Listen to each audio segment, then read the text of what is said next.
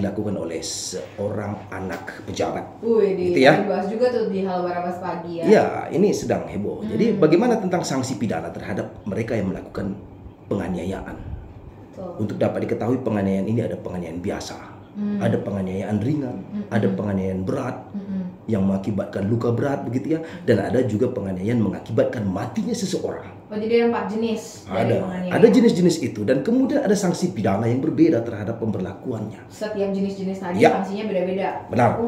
Kemudian kalau kita boleh jelaskan apa itu penganiayaan adalah tindakan kekerasan dilakukan seseorang terhadap seseorang yang mengakibatkan luka, yang mengakibatkan dia teraniaya, mengakibatkan dia memar seperti itu ya, dan mengakibatkan seseorang tidak bisa beraktivitas.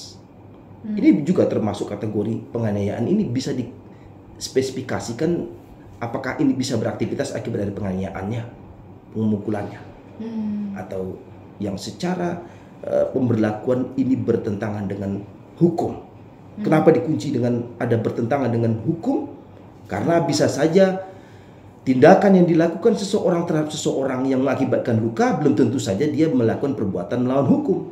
Oh gitu. Contohnya apa tuh? seorang dokter ketika dia menyuntik atau dia melakukan operasi tindakan medis yang sebelumnya sudah ada persetujuan dari si pasien ataupun dari keluarga pasien, apakah itu kategori dari penganiayaan? Kan tidak.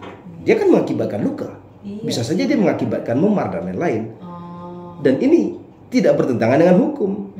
Ya, yang bertentangan dengan hukum di sini adalah maksud dengan dia melakukan sewenang-wenang, menindas seseorang yang mengakibatkan dia luka, ya, baik mengakibatkan memar, dan apakah dia akibat perbuatannya ini seorang itu luka berat, mati, atau hanya penganiayaan biasa. Penganiayaan biasa ini bisa saja mungkin dia melakukan penamparan, tetapi tidak mengakibatkan dia memar, tidak mengakibatkan dia luka berat. Ya, dan itu ada spesifikasi pengaturan sanksi pidana terhadapnya. Baik. Kalau di dalam kitab undang-undang hukum pidana, ya, bisa dilihat mengenai penganiayaan ini di pasal 351.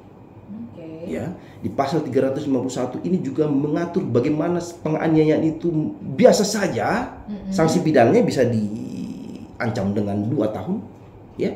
Lalu kalau mengakibatkan dia luka berat itu bisa diancam pidana dengan 5 tahun penjara, dan bisa saja mengakibatkan kalau penganiayaan ini mengakibatkan seseorang itu mati, dianiaya lalu mati, sanksi pidananya bisa sampai 7 tahun pidana penjara.